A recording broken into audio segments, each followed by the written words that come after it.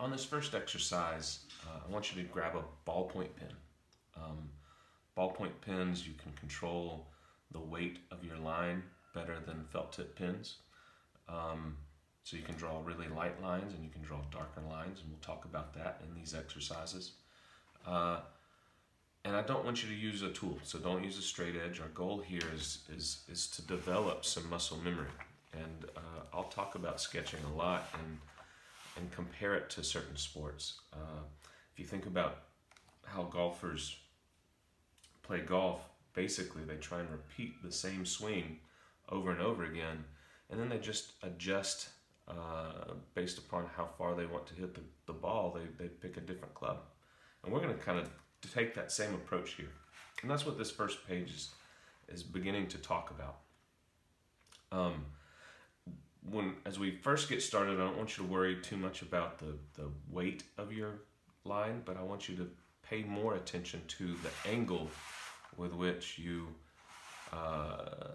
set up your drawing and have it in front of you. So as you see in this bottom right corner, and as you can see by the angles that are on this cutting mat that I'm using as a drawing surface,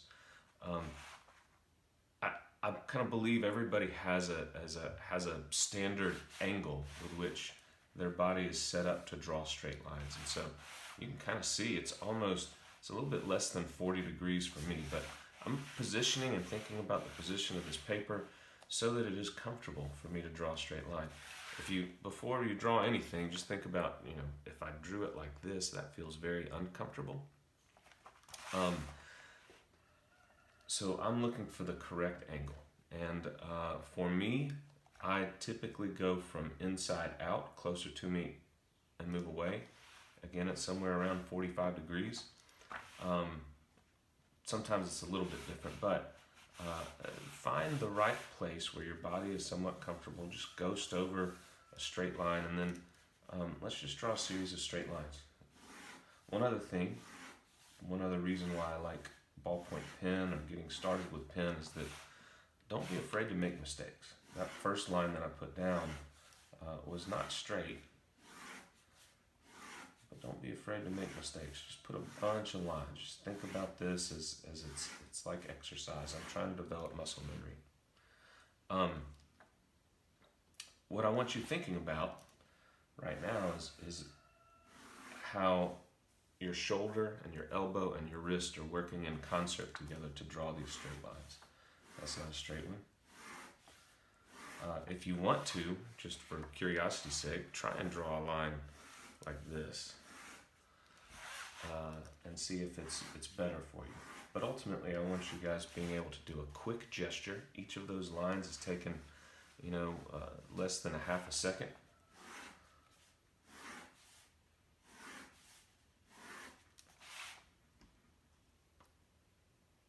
Now, as you think about that, and I'm opening my shoulder up a little bit, my elbow opens up a little bit, and you can see a little bit of a tilt in my wrist. As I said with the ballpoint pen, you can adjust the pressure. So I'm just going to draw one fairly heavy line right here. But down here, I want you to think about this. We in perspective construction, you're gonna ultimately create a whole bunch of construction lines, and then you're gonna come back in and make certain lines darker or certain arcs darker to pull them out of the page so that they jump off the page more, so that those construction lines kind of melt into the background. And so it's important to be able to draw with a very light stroke, with a very light gesture. And so from the middle of the page down, just try and see if you can even draw some lines where the pen actually comes up off of the paper, somewhere in the middle. So right in here, that pen came off the paper. My goal here is to draw some straight lines as light as I possibly can.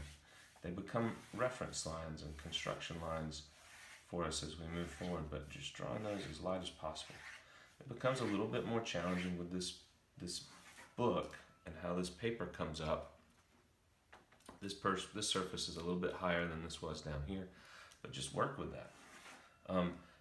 one other thing is that I typically let my pinky somewhat set down on the paper, and it gives me a little bit of a reference as to how far that is down. Some people like to hold their pen a little bit further away when they're drawing construction lines. I typically hold my pen about the same spot, but just do what's comfortable. And whereas on this top page, our goal is to draw these straight lines and think about how our body mechanics are working in concert. When we move down into arcs, it actually becomes a little bit easier. At least this arc is very easy for me. And in fact, this is about the natural arc for me. It's about the radius of that arc is about the radius from, or the distance from the meat of my forearm here to the pen tip. And you can even adjust that a little bit. And so notice also that I've got this still at 45-degree angle, but I'm going to start drawing some arcs. And on this one, I'm actually somewhat letting this part of my body stay on the drawing surface.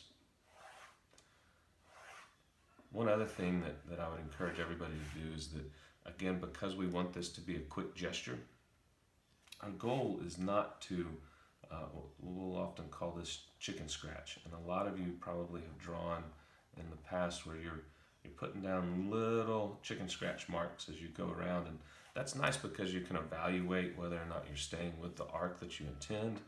But the bad thing is that it takes forever, and we want you to develop some quicker sketching gestures. So again, this is less than half a second, but one tool that you can use is just ghosting in. So if I know that I've got to come from a point here to a point over here, before I even put the pen down, I'm gonna kind of ghost in and see if that's the right arc. With pen, we're gonna hopefully get you over the fear of drawing and making mistakes. So just draw until, and then we'll show you how to kind of correct some of those mistakes as we go. Here, it's not just shifting my elbow. Like, notice how up here with these arcs, this was a very simple gesture. I almost don't even have to think about it. There's no wrist movement whatsoever. All I'm doing is rotating my hand via this radius that is my forearm to the pen. Here I have to introduce some wrist. So I'm doing the same thing. My elbows is rotating still. This one becomes a little bit more difficult, but now I'm introducing some wrist. And then when we get to smaller arcs, it's almost all wrist, no elbow movement. And just thinking about that, I'm going to build up. These are my 1, 2, 3, 4 swings with the golf club. I'm just going to change tools, and I'm going to change position. So if I was going to draw a line down the middle of this, I would rotate my page to where now that line is in line with my optimal angle. But I'm using these same things as I sketch. So here's the good news. The good news is straight lines are difficult to draw, and we've already gotten through that. Arcs, this arc becomes easier. They get progressively more difficult as we move down this page.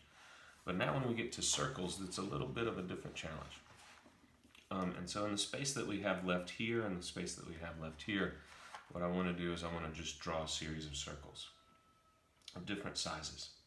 The circle is difficult. And the way that I like to draw a circle, and when we get into ellipses, it's somewhat the same way. The way that I like to draw a circle is I like to, again, ghost it in.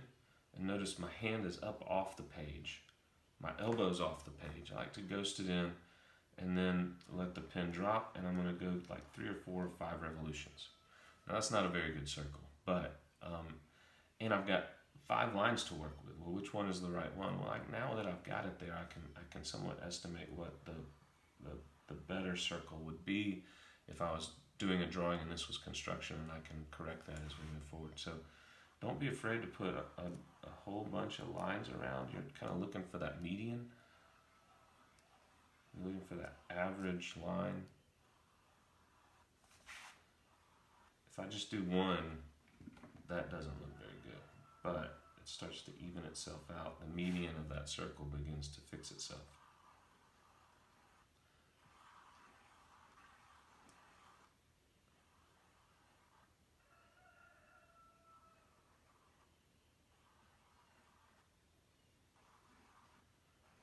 This is just all about thinking about our mechanics and what we can, the easier thing to do.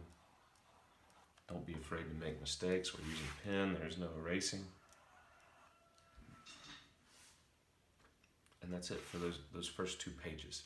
And this is something that a lot of people talk about. Hey, just take a scrap sheet of paper every time you sit down for a long sketching session and go through some of these warm-up exercises. As we move over to this page, we're going to talk a little bit more about pen pressure. And we're going to work on these exercises a little bit more. Again, thinking about building muscle memory. So in this top space, you're going to just apply medium pressure. And so our goal is to create a hatched area right here, where I'm thinking about a few things. One is the distance between each of these lines, and I'm going to apply just kind of a medium or comfortable amount of pressure. So I'm trying to match some of this. We'll go to heavy pressure here and lighter pressure here. Try and draw these parallel. So part of this exercise is about starting and stopping in the right place. Maybe you're going a little bit slower than we did with the long gestures earlier, just to try and be a little bit more precise. But again, notice it's again not perfect. My goal now in this freehand exercises that we're going through is just to do this somewhat quick. And so you can use hatching to basically begin to render and show volume off a little bit more. You can see, that this surface is hatched. It's showing that less light is hitting that surface. Here I want you to try intentionally and go with some heavy pressure. How dark can you draw it? So this was medium. Here we're just going heavy. Again, I'm thinking about where I'm starting and stopping. Notice also that I'll do, let's see, that's probably about 6 or 7 or 8 of those in a row, and I'm just moving my arm down, same gesture. I'm basically repeating the same thing. And then I go 6 or 7, and then I'll move the sketchbook up again to get it in that comfortable zone.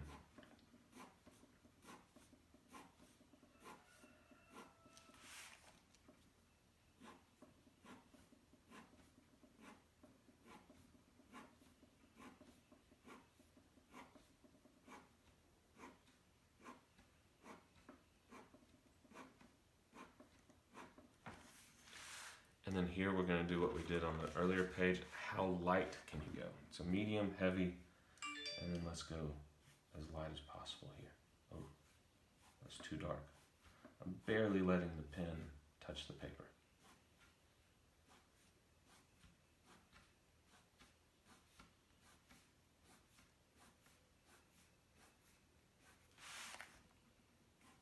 That was probably more than 6 or 7 before I moved it. But it's starting to get uncomfortable. Like when I get down in this area, it's not as easy to draw that straight line.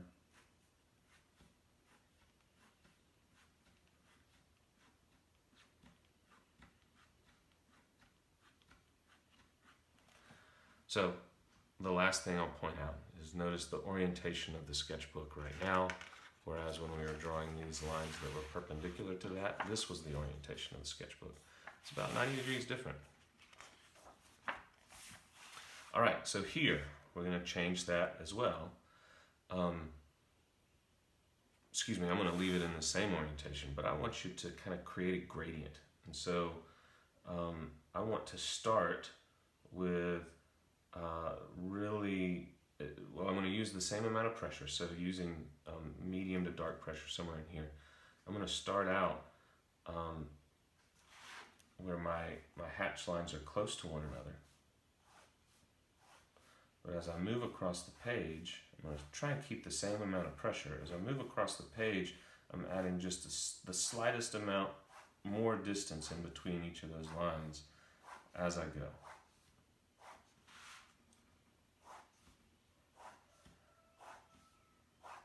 And the goal here is to create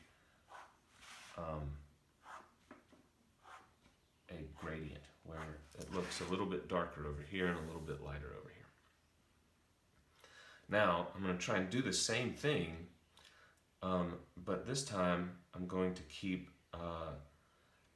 consistent spacing and just start with darker pressure over here and then lighter pressure over here.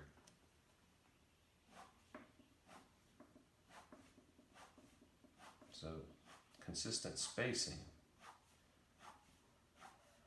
but I'm trying to put just a little bit less pen pressure with each additional stroke.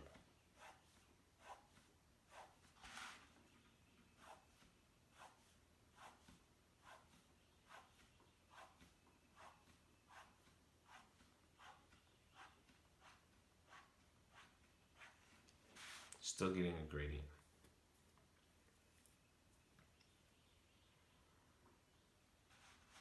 And now, most of the time that you're hatching a surface, you're probably just going to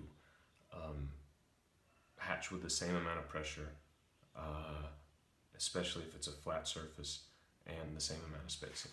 So here, I'm gonna do the same thing, but I'm gonna do this at an angle. Excuse me, I'm just gonna put medium line weight, and then try and do it at this angle. And notice the angle of my book now and how it's different from how it was just a moment ago.